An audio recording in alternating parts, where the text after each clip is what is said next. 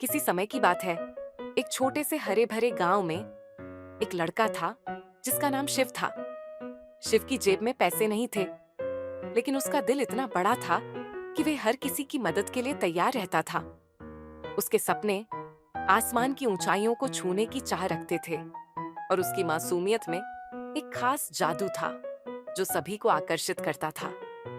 गांव के लोग उसकी हिम्मत और दयालुता की मिसाल देते थे। माँ, मैं कुछ खाने के लिए लाता हूँ। आपको चिंता करने की जरूरत नहीं है। आप बस आराम करें। मैं जल्दी ही लौटूंगा। गांव में सबकी मदद करूंगा और कुछ अच्छा लेकर आऊंगा। आपके चेहरे पर मुस्कान देखना मेरा सबसे बड़ा सपना है। शिव, हमारे पास तो कुछ भी खाने को नहीं है, लेकिन मैं जानती हूँ भगवान हमारी मदद करेंगे। उनकी कृपा पर विश्वास रखो और धैर्य मत छोड़ो। कभी कभी जब हम सबसे ज्यादा निराश होते हैं तभी कोई चमत्कार होता है। हमें बस अपने दिल में उम्मीद रखनी है और साथ मिलकर संघर्ष करना है। शिव उदासी से भरा जंगल की गहराइयों में चला गया। सामने पेड़ को देखते हुए वो एक विशाल पेड़ के नीचे बैठा और अपने आंसुओं को बहाने लगा। आसपास की खामोशी में उसकी आंखों में दर्द था और दिल में उम्मीद का एक छोटा सा चिराग। अचानक पेड़ की आत्मा प्रकट होती है। पेड़ की शाखाएं हल्की सी हिलती हैं और उसकी आत्मा एक सुनहरी रोशनी में प्रकट होती है।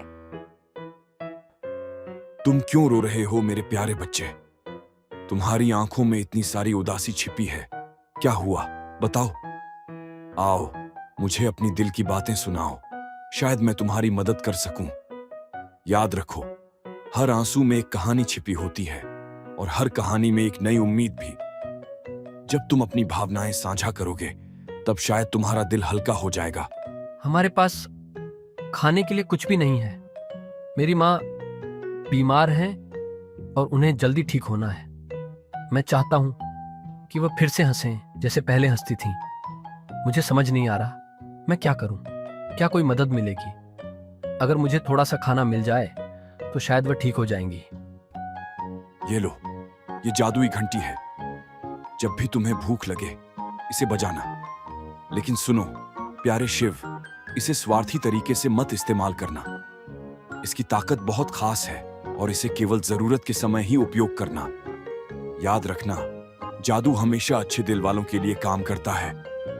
इससे तुम औरों की मदद भी कर सकते हो। यही असली जादू है। शिव अपने दिल में उम्मीद लिए घर की ओर लौटता है। उसने सोचा, क्या यह जादुई घंटी सच में काम करेगी? शिव जोर से घंटी को बजाता है। अचानक चारों ओर एक चमकीली रोशनी फैलती है। एक पल में बहुत सारा खाना प्रकट होता है। ये सब कैसे हुआ? इतना सारा खाना एक साथ कैसे प्रकट हो गया? क्या तुमने कुछ जादुई किया है? तुम्हारे चेहरे की चमक देखकर मुझे विश्वास हो रहा है कि कुछ खास हुआ है। बताओ मेरे प्यारे बेटे, क्या ये सच है? हाँ, ये जादुई घंटी है। अब हमें कभी भूखा नहीं रहना पड़ेगा। जब भी हमें भूख लगेगी बस इसे बजाना होगा।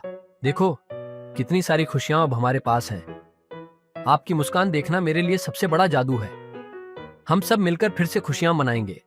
गांव के लोग एकत्र होकर शिव के घर की ओर चलने लगे और सोचने लगते हैं कि शिव के पास इतना सारा खाना कैसे है। क्या यह सच है या सिर्फ एक सपना? जब उन्होंने अंदर जाकर देखा तो उनकी आंखें फैल गईं। शिव, क्या तुम हमें भी कुछ खाना दोगे? तुम्हारे पास तो बहुत सारा खाना है। हम सब यहाँ तुम्हारे साथ खुशियां बांटने आए हैं। क्या तुम हमें भी इस जादुई खाने का हिस्सा देने के लिए तैयार हो? हम सब मिलकर इसे साथ में मनाएंगे। हाँ, क्यों नहीं। ये घंटी तो सबके लिए है और ये सब इतना सारा खाना इसी घंटी की वजह से ही आया है। मैं चाहता हूं कि हम सब मिलकर इसका आनंद लें। जब भी भूख लगेगी बस इसे बजाना है और सबको खाना मिलेगा। आज से कोई भी भूखा नहीं रहेगा। हम सब एक परिवार की तरह हैं और खुशियां बांटने में मजा ही कुछ और है। चलो मिलकर खाते हैं और जश्न मनाते हैं। गांव के लोग खुशी से हंसते मुस्कुराते हुए सब मिलकर खाना खा रहे हैं। शिव ने अपनी जादुई घंटी का उपयोग सबके भले के लिए किया। उसने देखा कि जब हम अपनी खुशियां साझा करते हैं तो वे और भी बढ़ जाती हैं। गांव की खुशहाली में बच्चे खेल रहे हैं, बड़े बातें कर रहे हैं और एक नई ऊर्जा पूरे गांव में फैल गई है। शिव ने यह सीखा कि असली जादू तो दोस्ती, एकता और एक दूसरे की मदद में है।